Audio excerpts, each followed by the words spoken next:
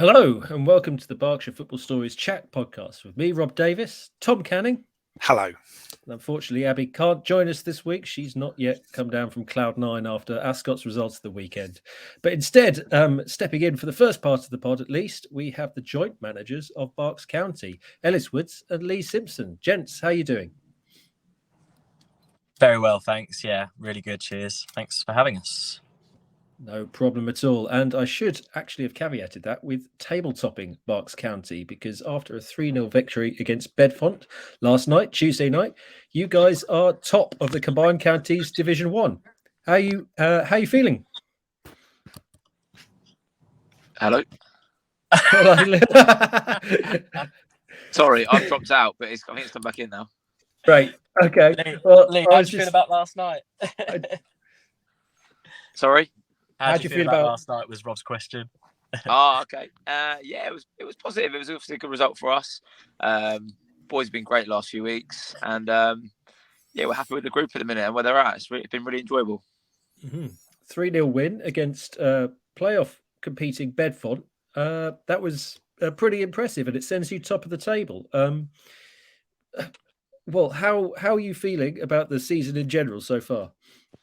I think for us this year was about just progressing from last year. So regardless of what we've finished with this year, it's sort of like, right, okay, well, how do we better what we did last year? Last year was our first year, the club's first year at this level, and to take them from step 7 up to step 6, the next few years were always going to be tough.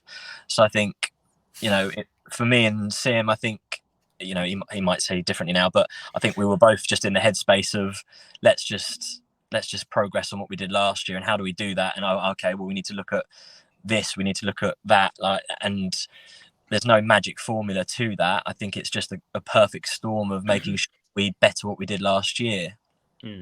Absolutely. Did you put any specific goals like playoffs or progress in cup competitions or anything like that at the start of the season? Lee, yeah, I think we sort of set the group a challenge of trying to achieve the playoff spot. That was our target. And look, we're well aware that the league goes up and down. Like, anyone could beat anyone. So for us at the minute where we're at, doesn't really mean much. We've got a lot of work to do. Whether that's it's still within the playoffs, right? There's quite a few teams competing for the same spots at the minute, and you have a couple of bad games, and you can go on a bit of a bad run, and then it can all change. So we're being very grounded with it all at the minute. Just got to keep ticking over, keep going.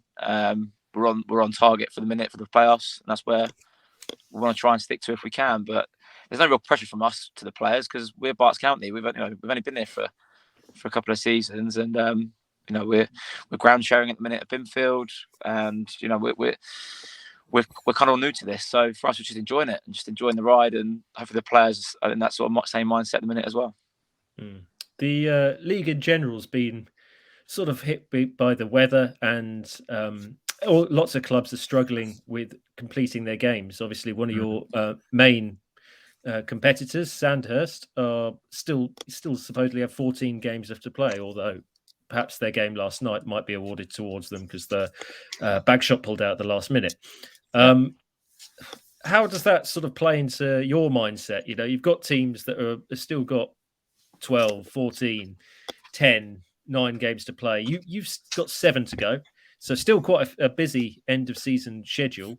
How does the other teams and where other teams are affect what you do?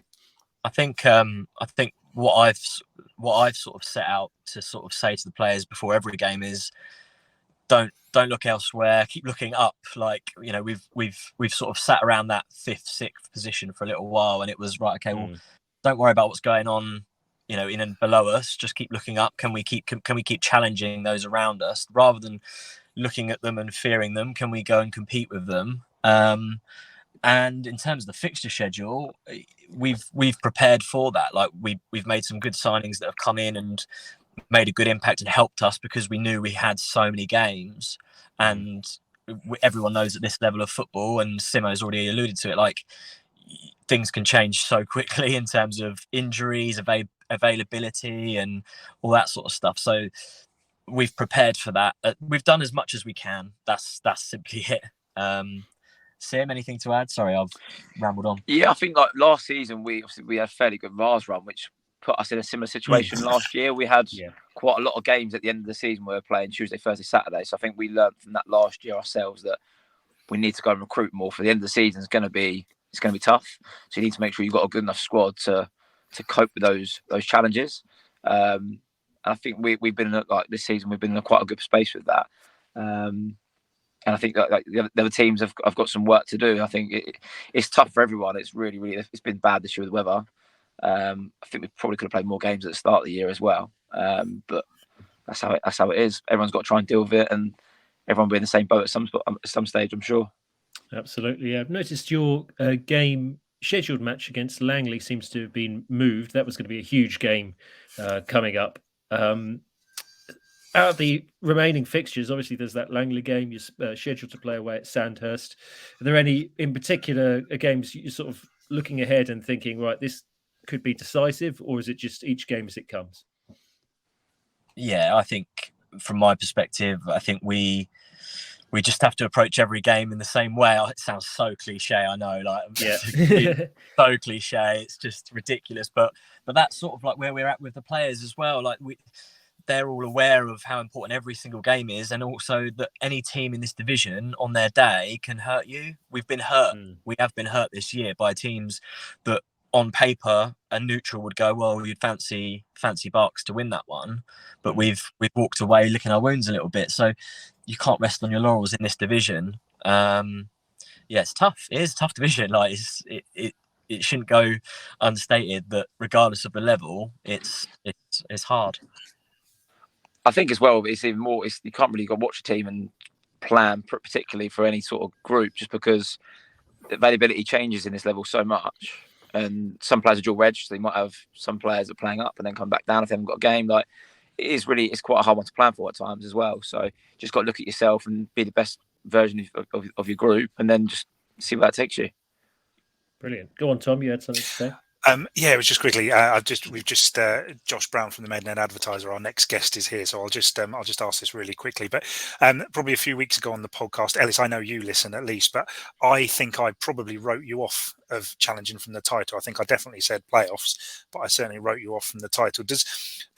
What do you do with stuff like that? Because I suppose it's not like there are hundreds of commentators talking about Berks County all the time, but does that mean anything to you? I mean, I know you and I and Simo as well. You know, we know each other, and it was certainly not a malicious comment at all. But just looking at the fixtures, it didn't look like you could do it. Do you do anything with that, or is it just carry on?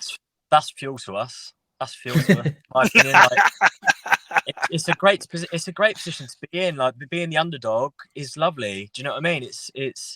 It means any success is, we can sort of, excuse my French, we can throw our two fingers up to anyone that says that we're not good enough, or we're not ready, or the club's not big enough, or all that sort of stuff. We know who we are. We're a really young club. I want to quickly say this because I think it's important and I've learned from it. So when I was at Binfield, I was running the junior setup stuff with a couple of guys, and I remember we lost out on the title at some point, and it was I think it was either a Maidenhead who was smashing Allied counties, and Bob Bacon was like, Ellis, he was like, we're Binfield, like you any progress is great progress, and I think that's the same here with what we're doing at Berks. Any little step forward is lovely, and we should embrace it and enjoy it. Sorry, again, I'm waffling, but that's kind of how I feel about it. Lee? Yeah, look, won't read too much into for me personally, what's been said and what people think. You've just got to worry about yourselves, and like I said earlier, just be the best version of the group that you've got. And if we can keep enjoying it and keep finding the right solutions, then we'll hopefully be all right. There's never been any pressure from us to the players on winning anything, or even competing at a certain level. It's just keep working hard, keep working smart, and keep fighting. Things can change quick at any level. Things can change quick. We've taken nothing for granted. Yeah. Fantastic stuff. Well, you guys your next game obviously being Penn and Tyler's Green on Saturday. Best of luck for that and the 7 remaining games for the season. And thank you very much for joining us on the pod. Thank you. Cheers. Thank you, guys. Thanks for having us. Cheers. Cheers. Bye. Bye-bye. Yeah, bye-bye. That was Lee Simpson and Ellis Wood, the joint managers of Berks County there. But as Tom mentioned a minute ago, we also have another guest on today, Josh Browne from the Maidenhead Advertiser. Josh, thank you for joining us. Thank you very much. Hi, Rob. Hi, Tom. How are you doing? Hey, Josh, all right. Good stuff. Very well. Good. Well, thank you very much for joining. Obviously, the Maidenhead Advertiser covers not just Maidenhead, but a fair few teams in the area. And one of the teams that you cover had quite a result last night, a result that affects both the top and the bottom of the combined counties Premier Division North. So at Scowers Lane, Reading City played out a 4-4 draw with Windsor. So pretty exciting game from the outside, Josh. Yeah, certainly so. From what I understand, Windsor were fair bit in the lead at one point. They probably were feeling that they could have got all 3 points. Before the game, obviously, you would have probably said that Mick Woodham and the team would have taken a draw from Reading City. But then, on the grand scheme of things, a win would have done them a world of good. And Reading City, that's 2 points drop there. Or, they could have got the win. So, it was quite surprising. Obviously, I wasn't there, but to go through Twitter and see Windsor score every 5 seconds, and I was getting quite excited. But obviously, it wasn't to be. But still, like we say, a draw isn't bad at all. Draw isn't bad, certainly away at the team currently second in the league. It does leave Windsor still in that relegation zone. They're second bottom at the moment. Oxley Jets, the bottom place side, lost at home to Wallingford and Crowmarsh, but Wokingham and Emmerich are still slightly ahead of Windsor. So Windsor 1 point currently away from safety, although there are plenty of other teams involved in that battle at the bottom. What do you think about the end of the season for Windsor? They got 6 games left to get them out of trouble. Do you think they've got enough in the team to do it?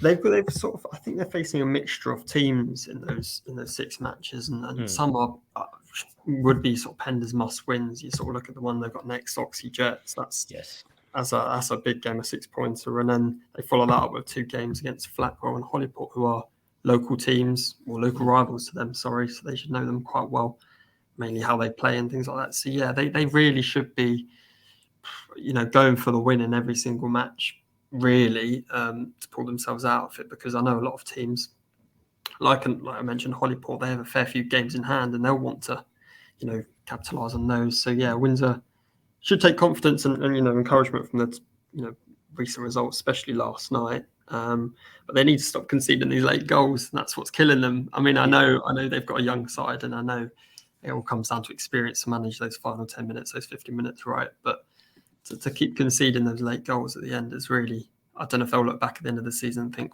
what could have been. Yeah, absolutely. They do, like you say, have had a few issues with player and retention, and they do, like you say, have a very young squad. But there are some signs there that they're sort of turning it around, because they were on a pretty terrible run, and they've struck a couple of results together that look sort of slightly promising, should we say, going into the last few games of the season. Yeah, certainly. It's always going to be hard. I mean, you look at the Windsor lineup sort of week on week, and it's different every time, right? There's a different set of 11 players there. Maybe there's the 1 or 2 you recognise, and they're normally the ones that score, or on the score sheet rather. But it was always going to be hard for Mick Woodham to sort of keep these players down. They're young players, and Windsor don't have a playing budget to keep these players there from the first game of the season to the end. So, for what he's doing, somewhat steering the ship to safety, I think it's pretty good. Absolutely. So another team that are sort of down towards that end of the table, sort of slightly looking over their shoulders in the division that they're in, are Slough. They've sort of been around the relegation zone for a little while now. They're a little bit clear of it, sort of 5 points clear with 5 games to go. So a little bit of daylight, but certainly not out of danger yet, especially with teams below them having games in hand. They've got a draw at the weekend at Hemel Hempstead, and then have a couple of big games against mid-table or teams around them this weekend.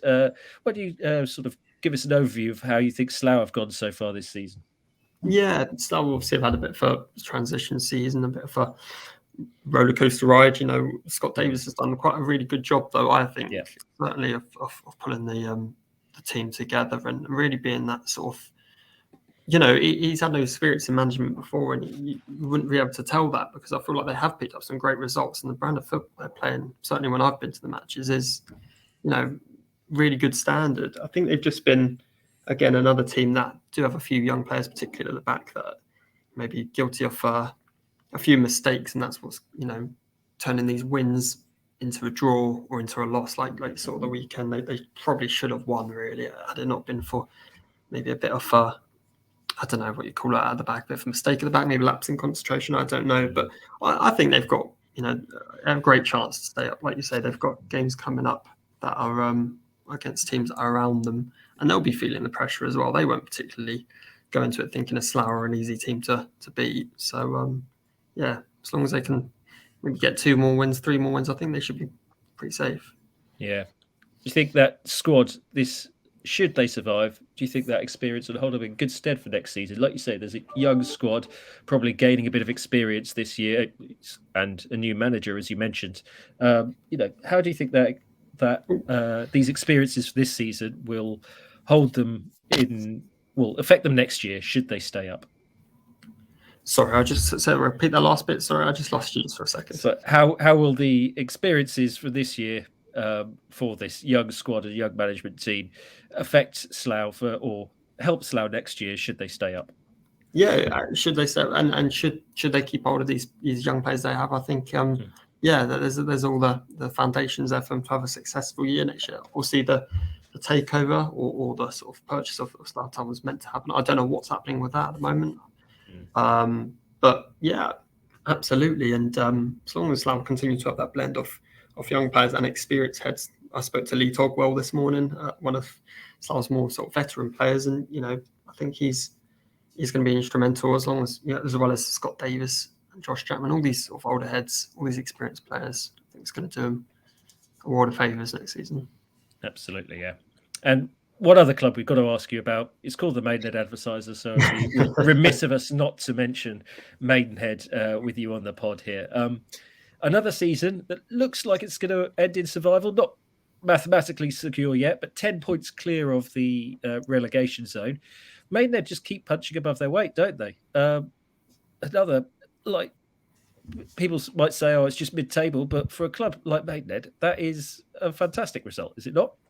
I sometimes forget that they are punching well above their weight when you're sort of saying, why aren't they beating these Chesterfield? It was a 0-0. Why couldn't they grab that goal? But absolutely, they sort of really established themselves as a National League regular, and that's given Alan Devonshire immense pride over the past couple of seasons. He's been able to get them out of this. They have this sort of routine run of form where they lose several matches in a row and then find themselves winning a good 5 or something like that. So it's they really do pick up the results when they matter the most. And like you said, I think they're a handful of points away from ensuring they'll be in this league for next season. And absolutely. What do you think Maidenhead need to do perhaps to progress from here? Because they've had a few seasons, and we can't take anything away from Maidenhead. The achievements they've had, or the way they've played since they've been in the National League, has been phenomenal. But what do you think Maidenhead would perhaps need to do to maybe just push on, start like troubling the top half of the table a bit more, and maybe even just like looking at the playoffs? It's hard to do so, but hold on to some of their star players. It's that's what it comes down to. It probably is never going to happen because of, like we say, they're a part-time team. These players want to go on and play football full time, and why wouldn't you? You're a young sort of man that wants to level himself up, wants to progress in the pyramid. But I'm hearing rumours now that Emile Aqua, top scorer for the Magpies this season, could be tipped for a move away. And I think that to not have that sort of settled, group of players, more few players, let's say, season after season, I think sometimes frustrates the fans that are like, we've just got used to this play. He's banged in all the goals for us, and now he's going to off to play for Solihull Moors or something like that. You look at Josh Kelly, obviously a fan favourite for many years, really, really good, prolific goal scorer, and obviously doing it well up there. It's just a shame that Maidenhead can't have this routine set for 11 players. Yeah. Aqua's obviously just played in the England C match against Wales. Do you think something like that is both a blessing and a curse for Maidenhead? Obviously, it's great to have your players represented in things like this, but it does perhaps show off that there's some good talent at Maidenhead that other clubs might come looking for. Yeah, you look back at when Maidenhead had Danilo Orsi, now at Grimsby, and Josh Coley, now at Exeter, I believe. Yeah. I sort of brought attention to them a lot because I really enjoyed watching them. So every article I was writing was pretty much about them or headlines with them, and a few fans got on my back just saying, "Don't advertise them, don't promote them." It's other clubs are going to swoop in, but you have to. And obviously, this is what these league clubs have done, right? They've seen how good these players are. They've seen their records at this level, and come in for them. But hey, look, Alan Devonshire is not going to say, "Look, no, you can't take a meal away from us if sort of our championship club or let's say League One, League Two side, come in for him and want him to bolster their team." Absolutely. Well, they've got another couple of games over the weekend away at Solihull Moors on Friday before returning to York Road on Monday to face Torquay. Will you be down covering either of them, Josh? I'll be on Monday, Torquay. Oh yeah, that'll be that one too.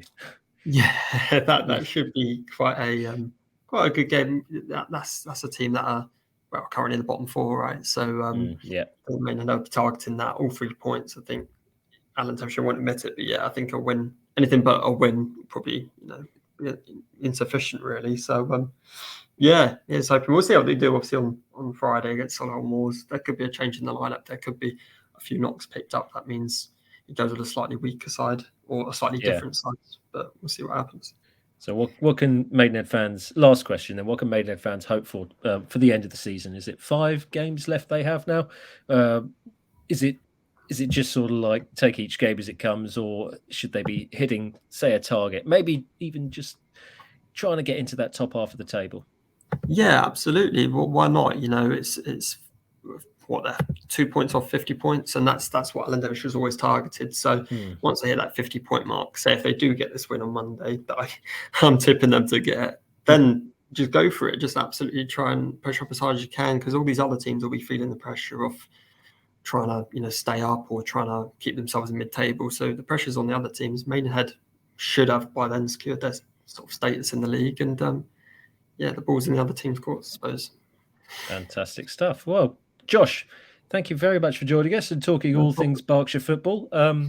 Let everyone know, where can everyone find your work?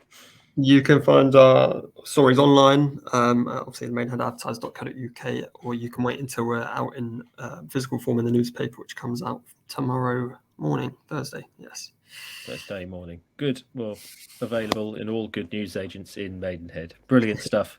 Thank you very much for joining us, Josh. And we hope to hear from you soon. Cheers, Tom. Cheers, Rob. Bye-bye then. Cheers. Okay. That's it for the end of part 1.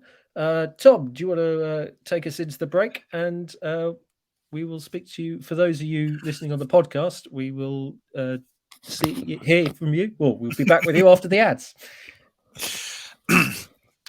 Yes, I'll happily do that.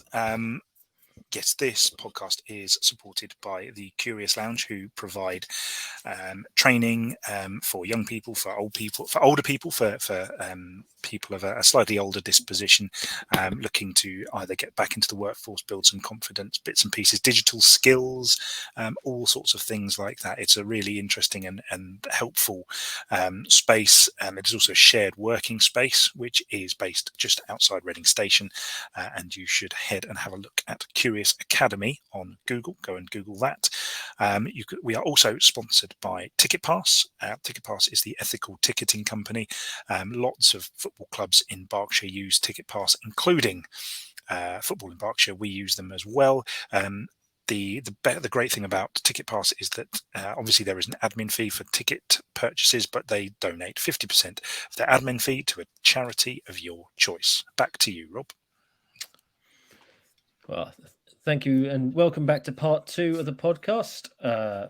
We will start now with some chat on the Woodley ladies making it to the final of the Chairman's Cup, drawing 1-1 with Woking and eventually triumphing 3-0 on penalties. Woodley can look forward to a cup final at the end of the season, Tom. Yes, it's a league and cup final, isn't it? It's they've already won the Southern Region Women's Football League Division 1 title, and now they are going to. I was going to say going to Wembley, but they're going to the Chairman's Cup final. I'm not sure who are they playing. Do we know? Oh, I haven't got that in front of me. No, I haven't discovered that information yet either. But they won on penalty. They won 3-0 on penalties. That's going to hurt for Woking, isn't it? Not managing to convert one of their spot kicks. So yeah, it's really nice. I'm just trying to see who got their penalties, but they've had a great season ever since dropping down. They've really made the most of it. It's not the first time they've taken a decision to kind of drop, although I think they were relegated actually last season, but previously they have decided to take a drop down, and it's not the first time they've done it, and they've really kind of rebuilt, and it's just been really good that they've been able to kind of come back strongly. They've rebuilt, and they'll be going back up, and they've done fantastically well. So long may that continue. May Hamlin scored her kick. Gemma Sims. And Cheadle, whose first name eludes me just at the moment, but I am just looking her up very quickly. Where are we? Sophie Cheadle. There we go. So those three: Gemma Sims, Sophie Cheadle, and May Hamlin converted their spot kicks to send Woodley United through, which was great.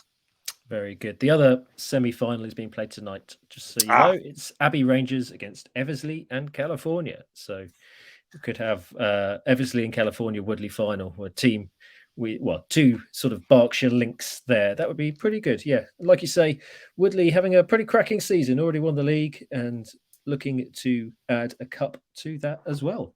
Very good indeed. Now, next item is you wanted to talk about the Caversham United manager, Tom. Yes, Georgia Graham, who has been the manager of the Caversham United women's side, is stepping back from her role next season due to other commitments, it says here. She's been in charge of the team since they became Caversham United Women, moving across from Caversham, is it AFC? Caversham AFC? Well, I can't remember the name of the team that if Caversham United are listening to this, they'll be delighted that I can't remember the name of the other team, which is pretty poor of me, really. But yeah, they had a decent FA Cup run last season, didn't they? Played QPR in the Women's FA Cup, and she's been instrumental in guiding that team and setting that team up within Caversham United within Caversham United, within the Goats family. So sad to see her go. I think they are looking for they're on the scout out for a new manager. But yeah, big shoes to fill. I know she only took the role because she'd been injured. So whether she is going back towards a more playing role or not, I don't know. But we have there is a Caversham United podcast with Georgia somewhere within our podcast archive.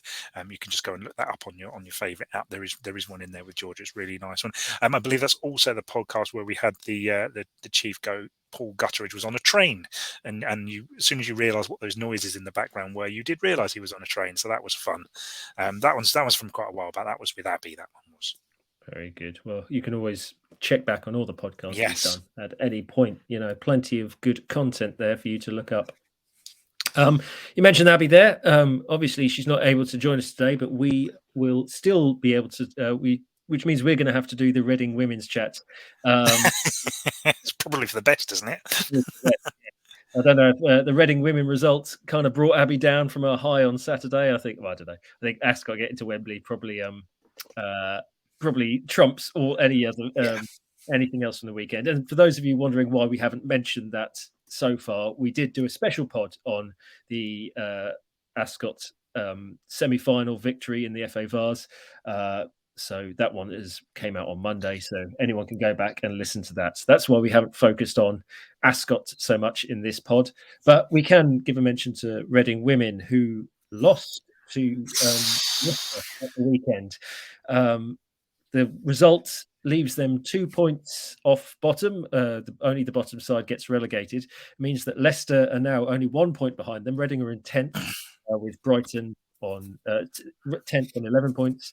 So they're ahead of Brighton on 9 and Leicester on 10. Brighton have a couple of games in hand. And Tottenham are also in the mix as well. They're at ninth with only 12 points. So a couple of tricky games coming up. And Yes. Reading, looking over their shoulders quite nervously at the moment, you think? Yeah, I mean that's an absolutely dire result for them, isn't it?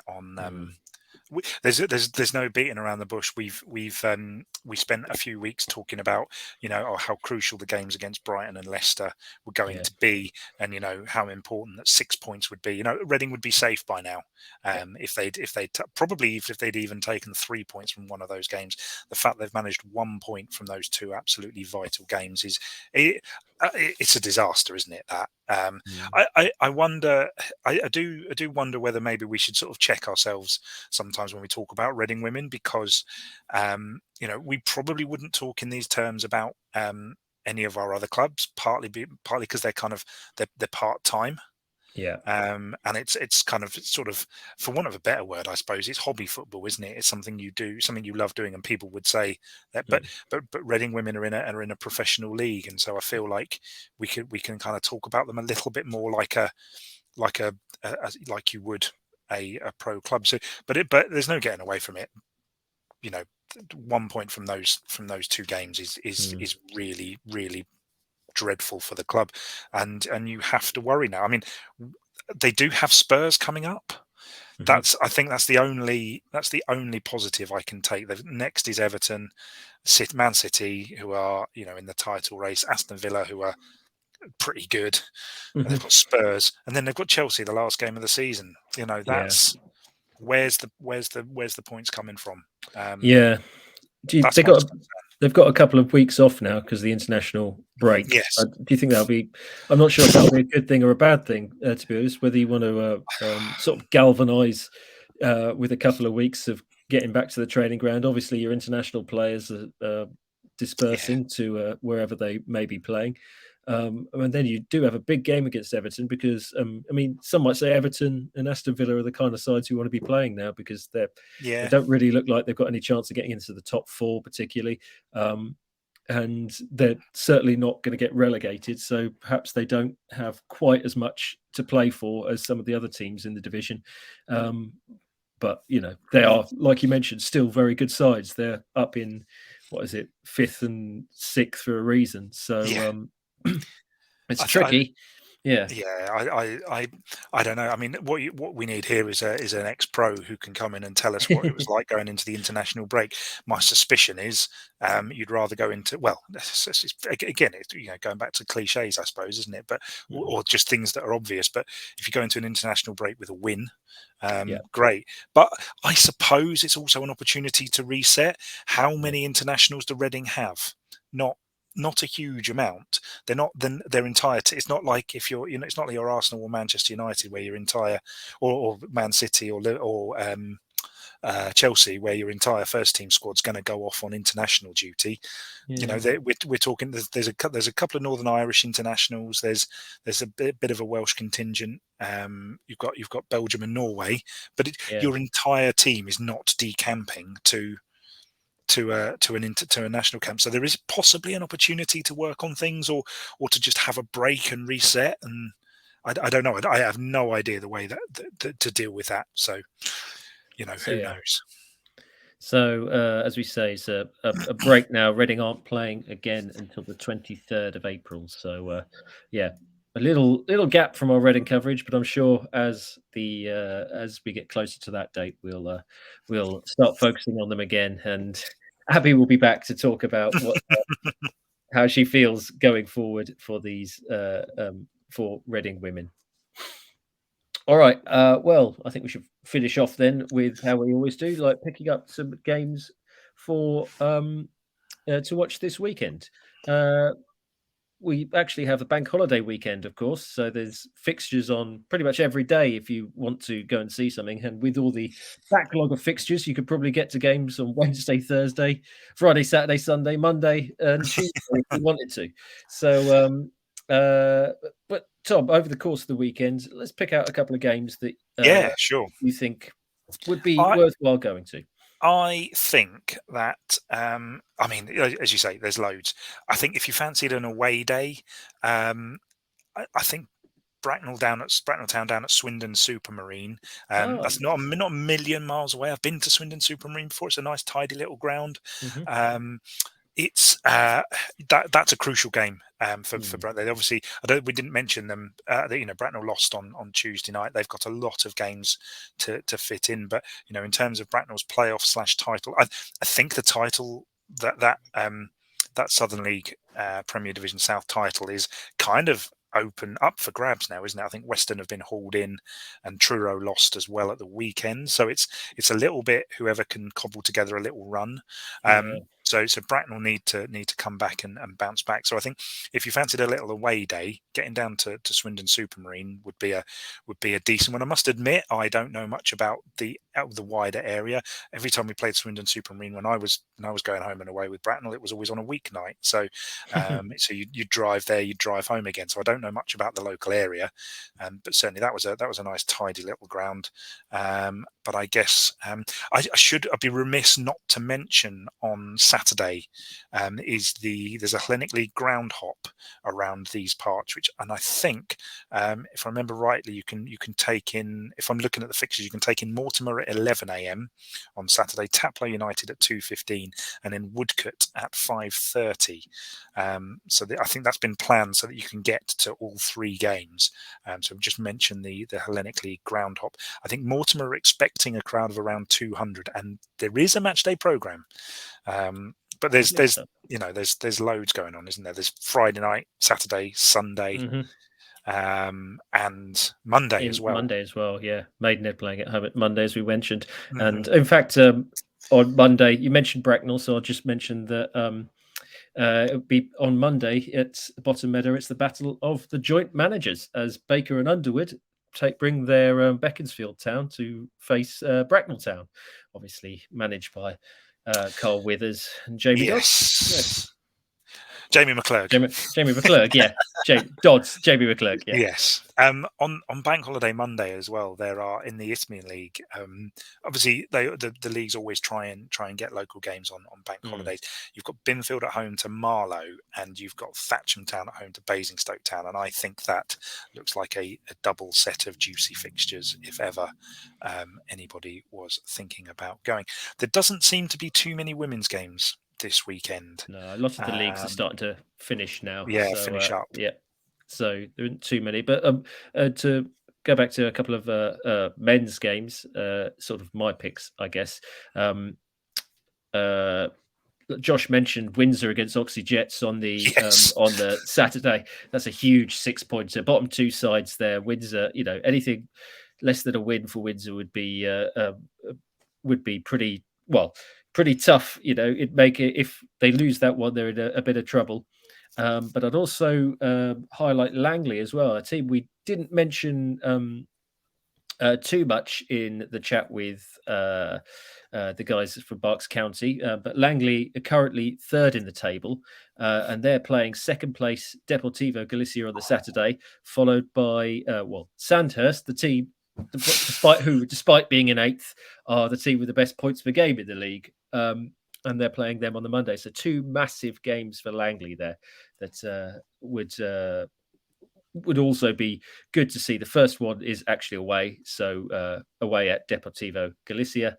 And then on the Monday, the Langley Sandhurst game is at Arbour Park. So a couple of big old fixtures there. And again, if you ever want to see what's going on your day in the Berkshire football, just get over to www.footballberkshire.co.uk and check out our fixtures and scores page. It has all the details of all the games that are happening for Berkshire clubs, wherever they may be. Good stuff. Tom, you have a couple of bits before we leave. You have a couple of bits of any other business you want to discuss? Yes, there is news of the County Cup final tickets. That's Bracknell Town v Marlow. Those are on sale. If you and we will have some information up on this on the website shortly. Probably not before this podcast goes out because I'm just going to run out of time. But you can find details of the tickets on the Berks and Berks County FA Twitter.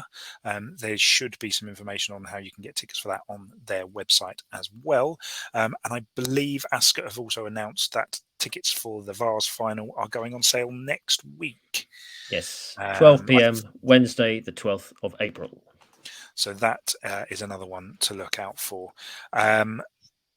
Goal of the month is nearly sorted. I'm running two concurrently at the moment. So February votes are in, and we've got videos in for March. So we should have that shortly. It's been chaotic, Rob, and as has this podcast. But absolutely, this has been fun. It has, yeah. 2 presenters, 3 guests, loads of chats, and a couple of competitions to end on there for people to get involved with. But yes. Sorry, could I also just flag? I've said this on Monday, but we've got a really great podcast on Friday with Paul Watson. He is the author of the. I can't talk this book up highly enough. It's called Up Pohnpei. It's quite old now. It's probably a decade old. But it's about an island in the federated. States of Micronesia. Thank you. And Paul went there hoping to be an international manager. It's a great story. I won't spoil it. Go read the book. It's brilliant. But also, he's now set up a futsal tournament across the Federated States of Micronesia. That takes place later this year. There are some amazing shirts being made available. We might be getting into possession of 1 or 2 of those. So find out. I thought you were going to say you might be expensing us a holiday out there. Sorry. The ads on the site aren't running that well. They are absolutely fulfilling what they need to do for FIB. So just that podcast it's Alicia Povey, Paul Watson, and me, and I'm distinctly average, but those two are absolutely superb. It's a really good listen, and I can't wait to put that one out there. Very good. So watch out for that one on Friday. Did you say? Friday, yes. At some time, I'll be out on Friday morning as early as I can get it together. Friday morning for that pod, and obviously we mentioned the Ascot pod that came out on Monday, so you can go back and listen to that or any of our previous works on all good podcast platforms. You can go back and search through all the interviews we've done over the years and any chats we've had over the past few months as well. But before we leave you, just a reminder that you can get all of our outputs across social media platforms: Twitter, Facebook, YouTube, TikTok, Instagram, I think, and even LinkedIn. So I think I've got them all that time. Most of the time, mate, it doesn't matter. They're all out there. Just go and search all the platforms. Search for Football in Berkshire. There, you'll find loads of stuff, and you'll be able to keep in touch with everything that's going on in the Berkshire game. Or if you're old school, you might want to just go to the website www.footballinberkshire.co.uk, and you can read all our articles and everything from there as well. So that's about it for us. Thank you very much for joining us. Thank you very much for listening. Thank you to all our guests. Thank you to Tom Canning. Cheers, Rob. Thanks to Rob Davies as well. Wonderful. Thank you very much. No problem. And can I just very quickly, can I just apologise to anybody who is watching this? The absolute state of cameras on, cameras off today was a joke. I am in my my mum and dad's house, and they don't quite understand that I might be recording a podcast. Coming in and out, looking through files, looking through this, and I was like, that's not going great. So, absolute state. Anyway, live on your own. It's much better. Thanks to Tom's parents as well for keeping us entertained. And thank you to all you for listening. And we'll be back again next week. So until then, goodbye. See you later.